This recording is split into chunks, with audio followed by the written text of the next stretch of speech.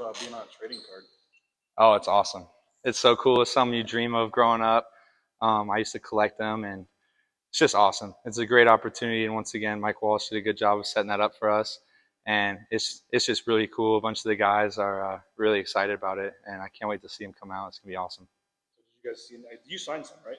Yeah, Okay, yes, so you sir. already saw, I guess, yours. Has there been like a reveal to the team or anything? Not yet, but a couple of us signed them, and so we got to kind of see them early. And no, they're awesome. They're really cool. I'd definitely say go get some.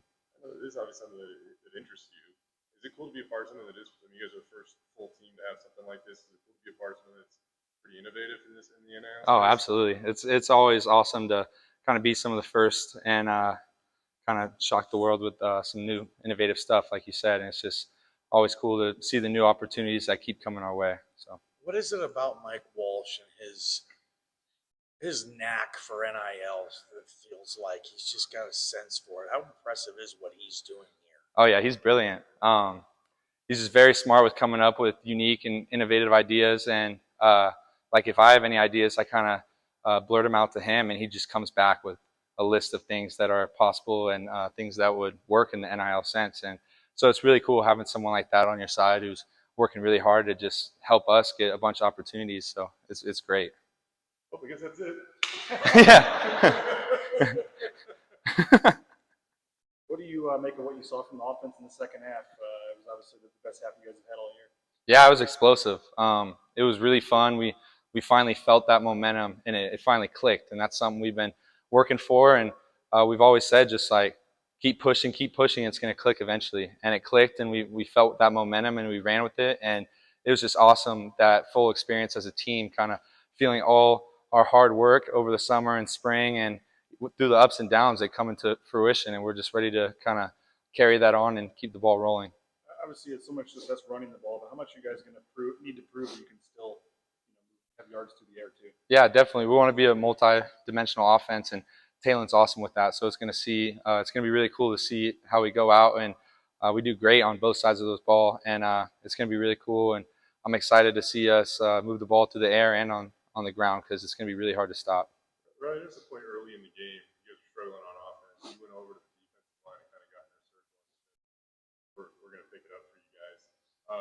JL was like in the offensive line huddle at times. Why do you guys do that? It's just the type of team we are. I mean, it's a brotherhood on all sides of the ball. There's all three phases. It's a brotherhood, and we hold each other accountable. And just continuing to try to motivate the defense and tell them that we're going to reward them, and to keep doing what they're doing. And then when both of us make plays, you'll see that when Tyree got that interception, a lot of the offensive guys were the first ones around him, just because we love hyping each other up, and we play for each other on the field. So we're always in each other's ear and trying to motivate each other and hold each other accountable on both sides of the ball. What's your best or most memorable Taylor Greensmith story? Probably his first run in the Oregon State game, because he took off. And I remember I was trying to block for him, and I was like, I shouldn't even run. There's no way I'm going to catch him. Nobody else is. So just seeing how explosive he was and putting in all the hard work he does, it's really cool to see it come to action. Do you have a background with Coach Cutter at all? I know he was at Tampa when you were playing high school ball, not far. I don't know. I mean, and if not, but what has he done for Riley Smith since he's taken this gig, and what have you learned? Right. Yeah, I didn't really know him until he kind of came here. Obviously, I knew Davis, his son, and he kind of grew up in the Jacksonville area a little bit. I didn't know him when he was there, but it's just cool to have some people from Florida. And he's a great coach. He's obviously a genius, and he does a really good job of teaching us and relaying us information and kind of teaching us like savvy moves and taking it more in depth. And it's really cool, and he's a great guy and a great coach, and I'm excited for him to keep leading us.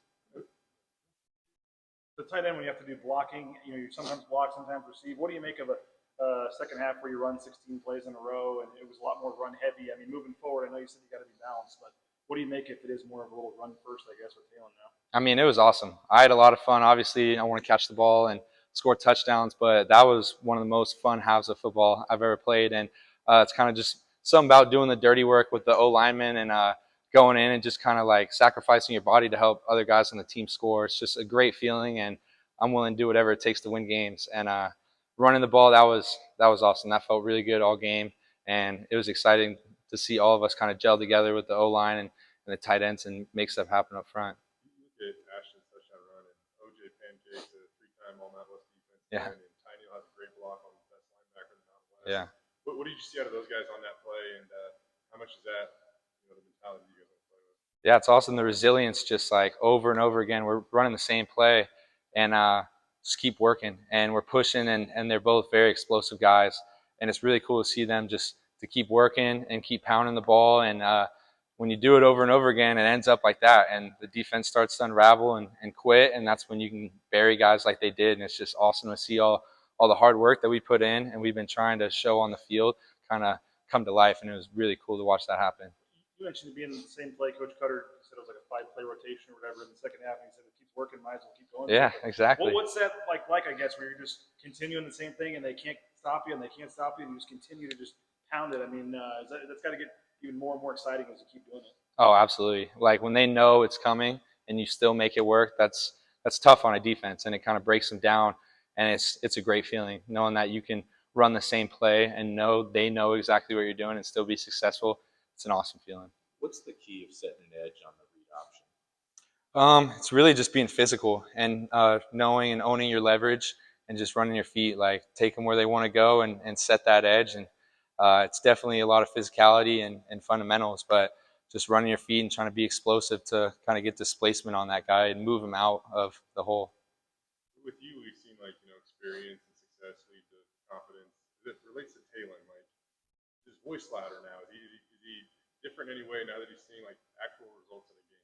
Yeah, definitely. And I told him the louder he is, that confidence is going to come, because if you're on the field making calls and just being loud, that's where it starts. And when you're being loud and being confident with your calls, your play is going to follow. And so he's been working on that, and in such a loud crowd that we play in, him being loud and operating and being the field general the way he was that game, I think sparked a lot of confidence in him that he's going to keep rolling with for the rest of the season. It's crazy that, like I said, you guys ran 5 plays, but you felt in a way as unpredictable and as explosive as ever.